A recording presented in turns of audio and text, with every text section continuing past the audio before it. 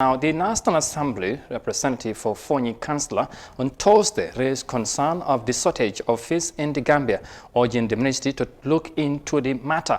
Musa Amul-Nyasi described how disheartening it is for the country to allow what he called exploitation of her natural resources. Fatma Kasim has more details of that.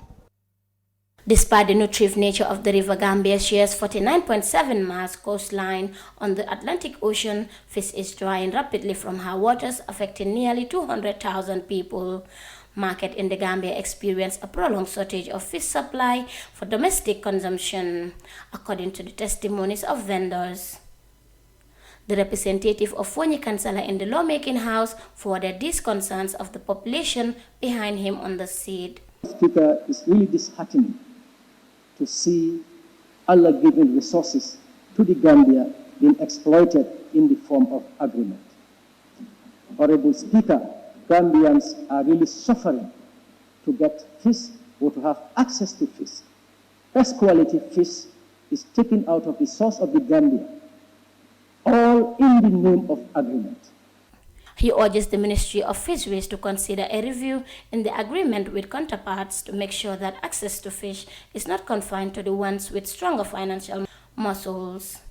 I think it's high time that the committee responsible engage the ministry for us to review these agreements and see how we can put a stop to what is happening and ensure that the average Gambian in the most remote community have access and also have access and the fish is also affordable. Unless and until that is done, Honorable Speaker, the allocated resources will be a nightmare to us Gambians. In fact, the noticeable shortage in fish supply is beginning to activate alternative measures in the local enterprises such as the poultry sector to prevent a local malnutrition in the country.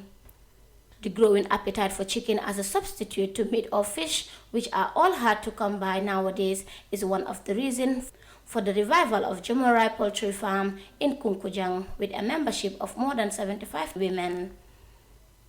The West African nation has planned to increase its total fish production to 75% metric tons from the current estimate of little over 53,000, but pressure is mounting from a global network of illegal and unsustainable fishing activities.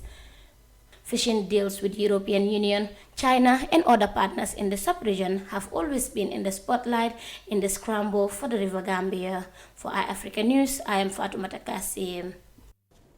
National Assembly member for Fonyi Councillor raises concern of the scarcity of fish in the Gambia.